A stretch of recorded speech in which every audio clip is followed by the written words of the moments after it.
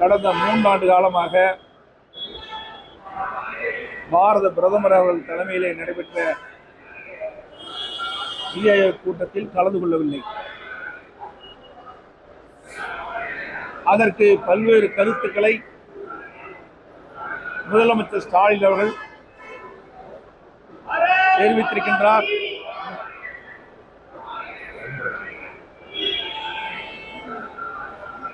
தமிழ்நாட்டிற்கு தேவையான நிதியை மத்திய அரசு வழங்கவில்லை என்றும், பல்வேறு திட்டங்களுக்கு அனுமதி கிடைக்கவில்லை என்றும் குற்றச்சாட்டை சொல்லி கடந்த 3 ஆண்டு காலமாக நிதி ஆயோக் கூட்டத்தை புறக்கணித்த முதலமைச்சர் திரு ஸ்டாலின் அவர்கள்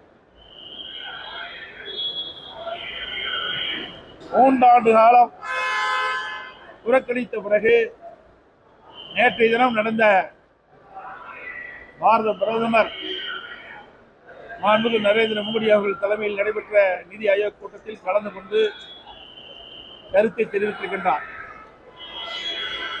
நாங்கள் குறிப்பிடுவதெல்லாம் ஏன் 3 ஆண்டு காலமாக பாரத பிரதமர் மாண்புமிகு மோடி அவர்கள் தலைமையில் நடைபெற்ற நிதி ஆயோக் கூட்டத்தில் கலந்து கொள்ளவில்லை.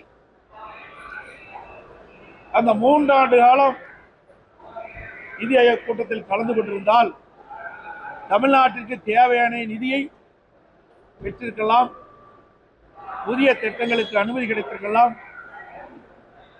மாநில நடந்த அந்த பிரச்சனையை நிதி ஆயோக் கூட்டத்திலே தெரிவித்திருக்கலாம். ஆனால் மக்கள் மீது அக்கறை இல்லாத ஒரு முதலமைச்சர் என்பது இதிலிருந்து தெரிய வருகிறது.